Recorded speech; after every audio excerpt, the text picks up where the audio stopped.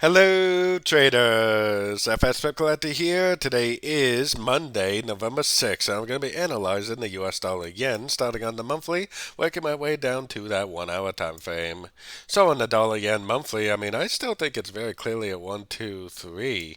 I think there's a good chance this move down is a 4, and I still think this move up is a wave 5. We are sitting at the 50% area, which a wave 5 could definitely potentially end there, and if it did, it would go down, take out the lower wave 4. But like I've been saying for probably a few weeks to a few months now, I actually think it's going to go up to about this 157.5 area to finish off this wave 5. So let's take it down to the weekly time frame. On the weekly time frame, I do believe this is the end of a 3. I think this is 3 waves down for a wave 4. I think this is a 1, 2, 3. And if that is a 1, 2, 3, then it's too small to be a complete wave 3. A wave 3 needs to look more like that. A wave 3 needs to be at least as big, if not bigger, than a wave 1, which is why I think the 157.5 area is the most likely place for this to finish a trend, a 1, 2, 3, 4, 5 of wave 5 most likely.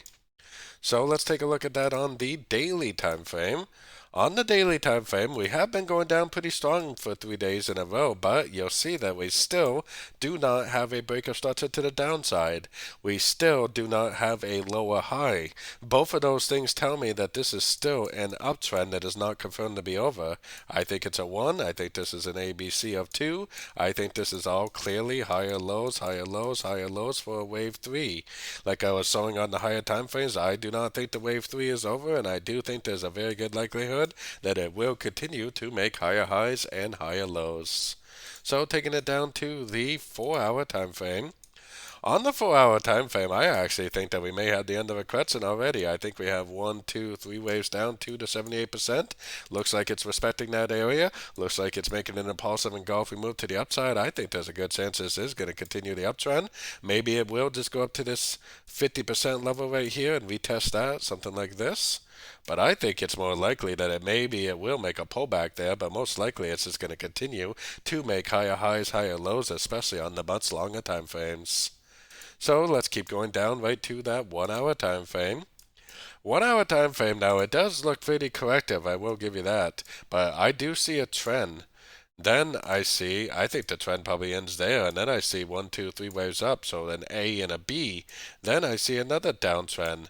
Then I see a break of structure to the upside. So even though this is looking pretty corrective, I actually think there's a very good chance that it will continue to make higher highs, higher lows. It's looking a little corrective because the dollar has been going down, and it really still is going down. But at the same time, the yen pairs are going up, so we have to see who wins that battle, the JPY or the dollar. But I think there's a good chance this is a low right here, and I think there's a good chance that it will continue to make higher highs, higher lows. I mean, if it starts to go down and break structure to the downside, that definitely would change my mind. But for right now, I am bullish, which I have been for quite some time, and I am definitely going to continue to look for longs, especially on these sort of time frames. So don't forget to join my free Discord group. The link for that is on the screen and in the description. Thanks and happy trading.